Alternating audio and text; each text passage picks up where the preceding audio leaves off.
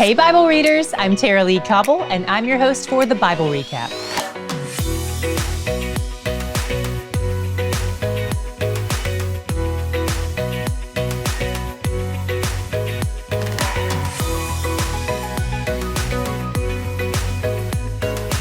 Today will be a little longer than usual because we're in a new book, which means we have some introductory ground to cover.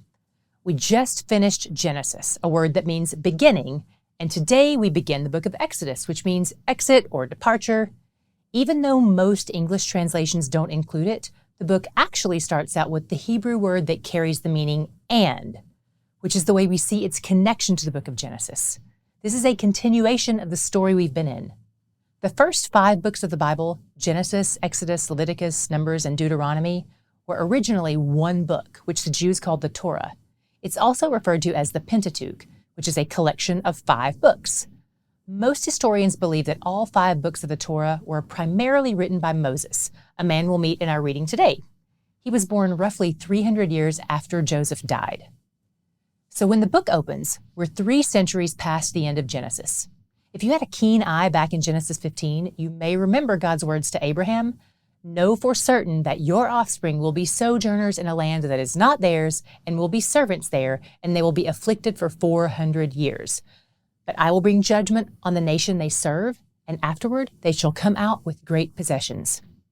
So God has already given Abraham a heads up about what's going to happen. Like, hey, it's going to get rough, but it ends well, which, by the way, I feel like could be the motto of every believer's life. It's basically the same thing Jesus said in John 16:33. "In the world, you will have tribulation, but take heart, I have overcome the world." In God's words to Abraham, he even gave a rough timeline, 400 years. So here we are at the 300-ish year mark.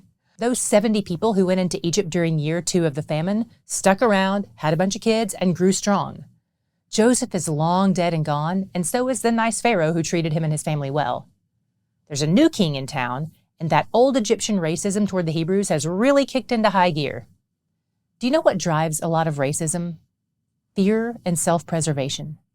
When we aim to protect ourselves instead of trusting God for protection, we take matters into our own hands to try to secure our future. It leaves us unable to love others well. Did you see that in Pharaoh's actions today? He dreams up a hypothetical future war against an unnamed army and worries that the descendants of Israel might join this unnamed army in a future fight against him. Pharaoh's response to feeling threatened was to enslave the ever-increasing number of Israelites and make things hard on them. He figures if they have to work long days on construction projects in the hot Egyptian sun, they won't have any energy left to join the hypothetical war against him. But even in the midst of him oppressing them, they thrive. Remember, God has promised to bless those who bless them and curse those who curse them, so we can already see which direction things are swinging for Pharaoh. I want to make one important note here. Today, when we hear the word slaves, most of us probably think of forced labor. But back then, slaves and forced laborers were different categories. Slaves were often considered part of the family, and usually, though not always, they were enslaved for a pre-arranged period of time in order to pay off debt. It was far more civil than, say, the American enslavement of other people groups, since that's a scenario most of us are familiar with. What's happening here with the Hebrews is forced labor, and this is more like what we think of as slaves.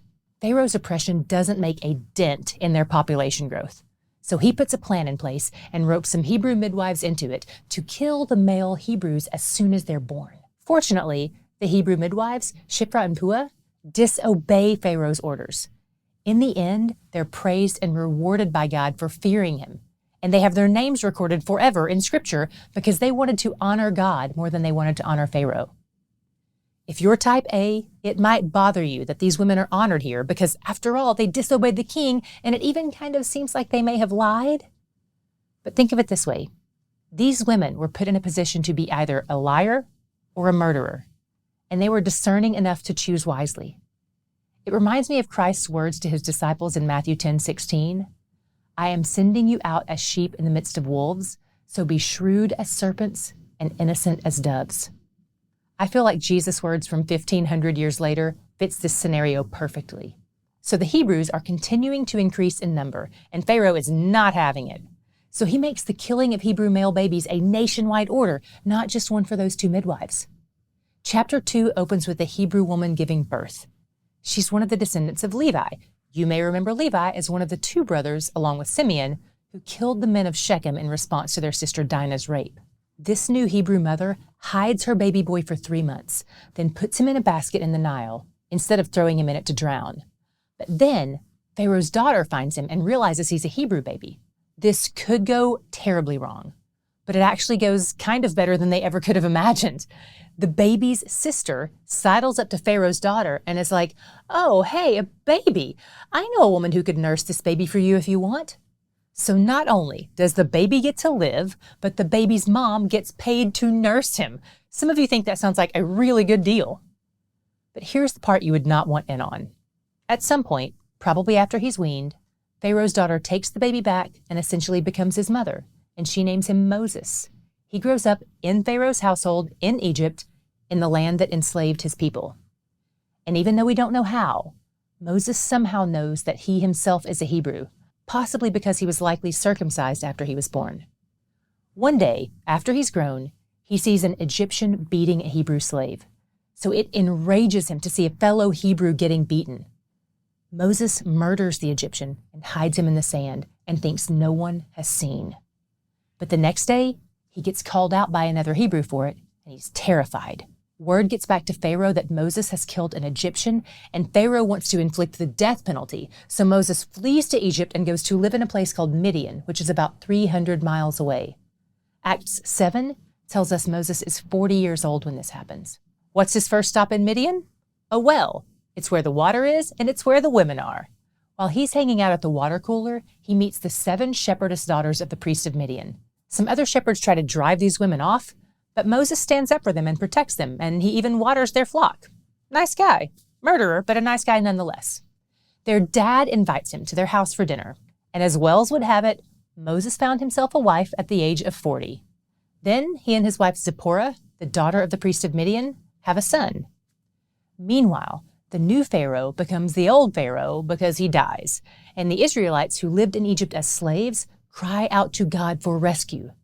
God hears them, and the text says he remembered them. But here's something important you need to remember. When Scripture uses the word remember, and especially as it regards God himself, it's not indicating that something slipped his mind for a while, but now he's back on top of things again. It's indicating a move to action.